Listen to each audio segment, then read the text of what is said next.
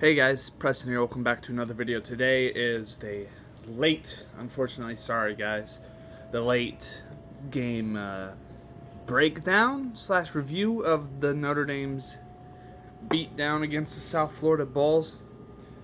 Not rocking a jersey this time. I'm just in a regular old Notre Dame sweatshirt. Thought I'd keep it simpler. Just before this game happened, I found out that Notre Dame was going to be without 8 extra players that I did not mention in the preview because it was not known at the time. My prediction wouldn't have changed because luckily we're playing a team like USF where I'm pretty confident that even our 2s could get it done, and that's kind of what happened if we're being honest. Let's just kind of get into this. If we go just by the scores. Sorry about the sound, by the way. I got a dryer running behind me. This is the only time I could record. I can't control that. It might end soon. Who knows? So, scoring-wise, there was a lot of scores happened. Notre Dame won 52-0. I think the 0 is the most impressive part of it. Notre Dame sometimes does put their foot off the gas, or usually some people, they at least score once on us, field goal, something. But this defense is real, and they did their job. Even the backups, like I said, pretty much after halftime, we were playing 2s and even 3s. So, yeah, scoring-wise, in the first quarter, Ian Book had a 4-yard rushing touchdown along with Chris Tyree getting his first touchdown in his young but hopefully bright career. Then again in the second, Ian Book had another 1-yard run. Sebo Flemister, who had a monster day, we'll talk about individual performances a bit later. He had a 26-yard touchdown run, and then Ian Book again with another 1-yard run. Basically, we'd worked out the field and then Book would sneak in, but Ian Book had 3 touchdown runs today, which is, you don't see that too often. Third quarter, this is when backups were already in. We managed to get a field goal from Jonathan Dorr. Blocked punt touchdown by Jordan Buffalo, the Hawaiian freshman who looks like a beast in the making. And Jafar Armstrong kind of capped off the day with a 5-yard touchdown run to end the fourth quarter. So, yeah, a very dominant Notre Dame performance as can be expected. Notre Dame's total yards-wise had 429, the USF's 231. No turnovers from either team, so the defense couldn't get the ball out, which is kind of unfortunate. I'm still hoping they can make more plays on the ball. They forced a lot of fumbles last year, and they just really haven't been getting much in the way of turnovers yet. A lot of things just you're so close, like dropped picks. There was a couple last week and a couple this week. Just stuff like that. Time of possession, Notre Dame controlled a little longer with 32. Like I said, USF made up most of that time once they were after halftime and our backups were in. They were able to drive a little bit, but the bend don't break attitude worked well for the reserves on defense. If we're going to the stats here, team player stats, we'll look at the fact that on USF, I'll point out some decent performances. Their running back, Johnny Ford, had a pretty good day against us. In fact, it's kind of interesting they did not give him the ball more looking at these stats. I would imagine it's because being down, you kind of have to throw more. And that definitely did not work in South Florida's strengths. But Johnny Ford had 6 carries for 70 yards, averaging 11.7 yards per carry. If I remember right, yeah, okay, so most of the yards came on a 42-yard run, but even then still, 30-something, close to 30-something yards on 5 carries. Decent day. Like I said, this defense did its job. Held them to 125 yards passing and 106 yards rushing. So, pretty solid there. Unfortunately for Notre Dame, they didn't do much. I was hoping that they, like I mentioned in my preview, that this game would have been the time they finally got their passing game going with Braden Lindsey returning. But just the combo, the fact that Brendan Clark was out, so your backup, when we put in the backups, it was actually true freshman Drew Pine at quarterback, and the fact that some guys, mainly defenders, were out. But his name is slipping my mind. It's going to drive me crazy. Lawrence Keys was also out for the offense, so that puts a little damper. But the reality is they just did not throw much at all. They didn't have to, but they're going to have to eventually, and I was really hoping they would have game planned to get I wish they would have pressed that issue more, but it didn't happen. So, yeah, sorry, the only thing, it's kind of my nitpick for today's game is that pass game still did not get going, and I really wished, I would have hoped in the game plan they would have pressed that issue because hopefully they would have realized that they didn't get it going last week either. And at some point, they're going to have to move the ball. Their opponent next week, I'll have a preview, but I'll briefly mention their defense hasn't looked fantastic, so maybe they can get it going next week. But I was just, South Florida seemed like the perfect chance to get it done.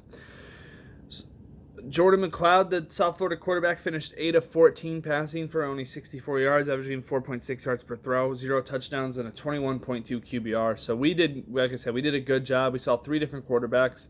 None of them did great. Noah Johnson really struggled passing the ball, going 4 for 12. So they still don't really have a starting quarterback yet. Receiving-wise, they had a guy go for 48 yards, Latrell Williams. I think he had one good deep ball, 36-yarder. But other than that, they were held in check for the most part, and they got most of their stats once our backups came in. Defensively for the Bulls, their leading tackler was Nick Roberts, who had 9 total tackles. Not bad at all. Really, guys didn't get too much pressure on Ian Book. If I'm looking at this, I see 1 quarterback hurry out from anyone, and 2 passes defended. So I don't know. I hope it was more of a fact that they just didn't throw that often, and not a fact that our receivers were getting shut down by even South Florida's corners, because that's very concerning. All right, Duke makes a little more sense. Or at least they're a Power 5 team, an ACC opponent, who actually has some pretty underrated corners. But USF, it's kind of no excuse if these boys are getting locked down by them. So I really hope that wasn't the case. And if it is, maybe that falls on the receivers themselves, the coaching for not getting them ready with the years they've sat behind guys. And maybe it's part of the scheme too. You got to scheme guys open sometimes, and it doesn't seem like they've done a great job at that so far.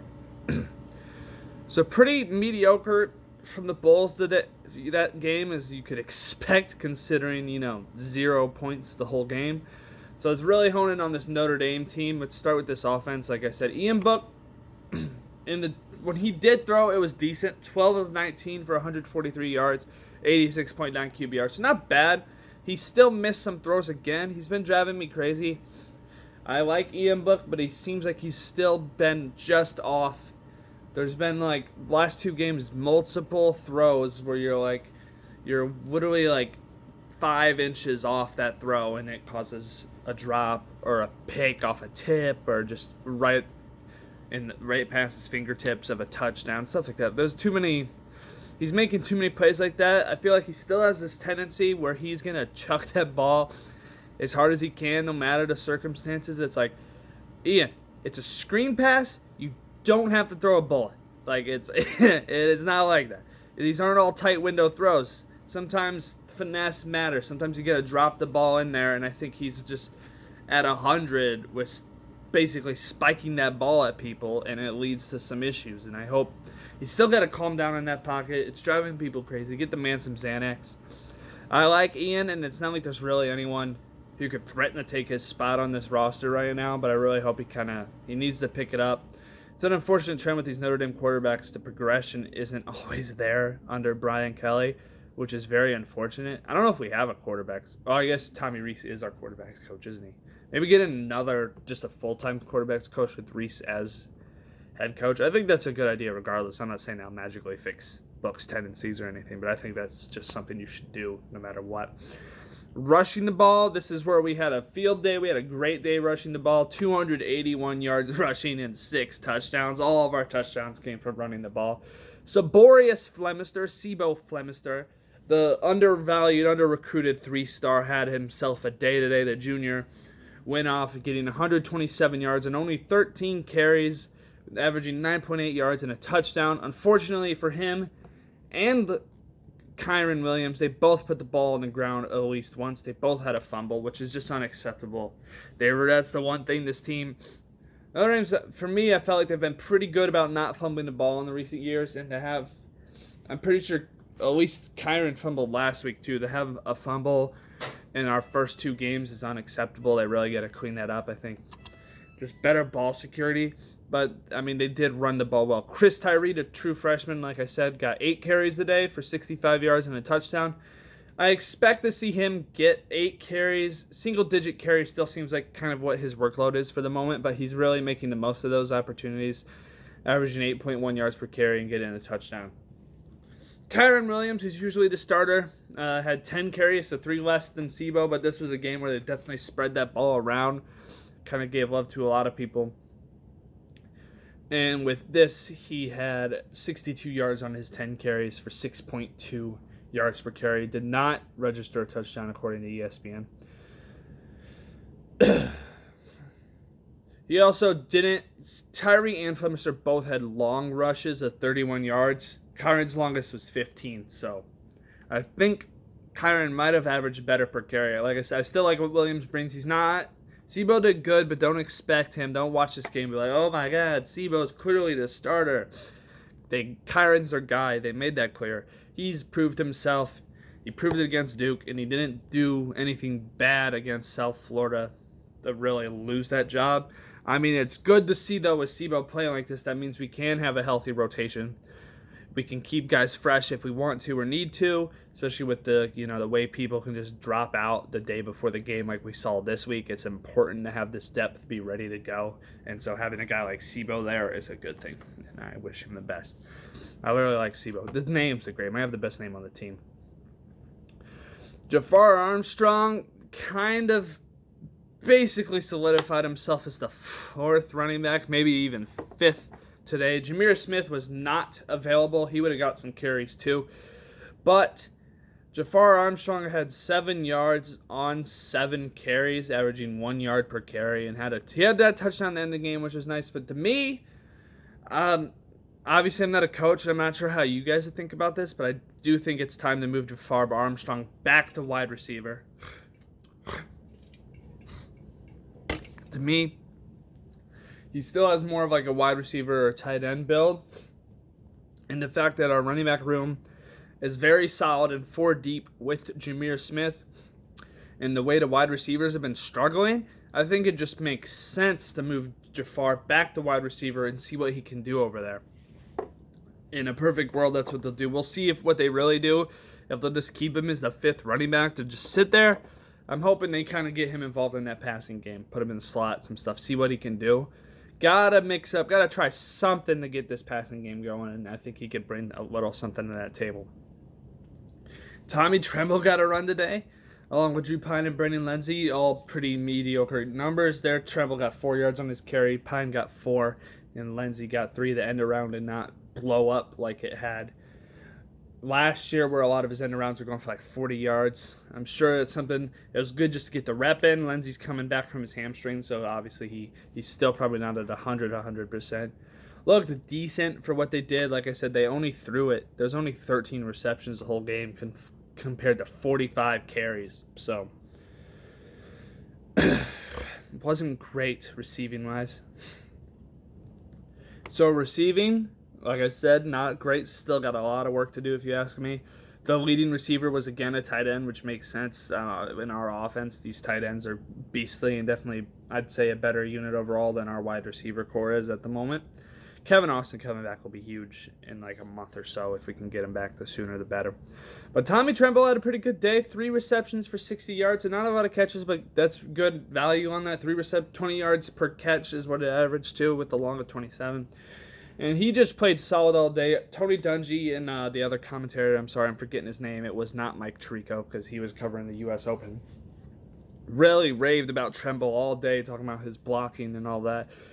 He did well. I mean, he did block well. Granted, it was against USF. I'd like to see him continue to be blocking this good against some of these better teams. We'll see how he does against Wake Forest. But pretty solid. He did his role. He didn't ever complain. And he got some good catches. They didn't drop as much. Last week, there was some issues. He had a drop. One of them was more of the thing I mentioned where Ian Book just threw it high and fast as crap, and it really didn't. It was a recipe for disaster there. Lindsay, his first game back, had 3 catches for 34 yards. Nothing special. But, not bad for a guy working his way back into the game, especially when he only got 3 receptions at it. I don't have the targets here, unfortunately, but I don't think he was targeted that much either.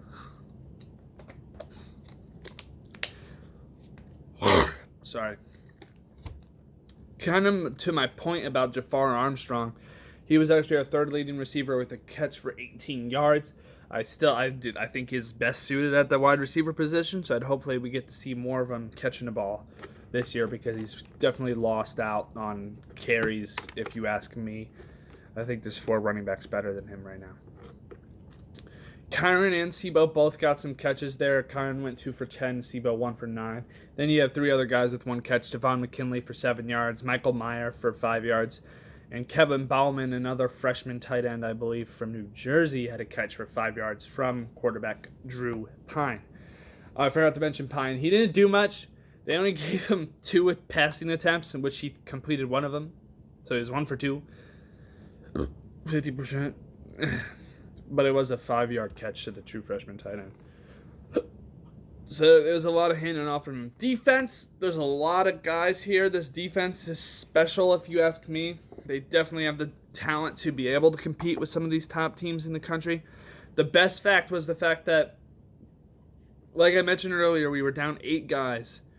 And the fact that the three of them were starters on defense. The 3 people that replaced those starters are the 3 guys who led the team in tackles this game, showing kind of just how good our 2 deep really is. Jack Kaiser had to fill in because Maris Lufau and Shane Simon were both out. They still haven't confirmed what it is. Hopefully it's not, because if they have COVID, that means they'll probably miss next week too. So we'll still have to see. Hopefully I'll know by the time I do my game preview.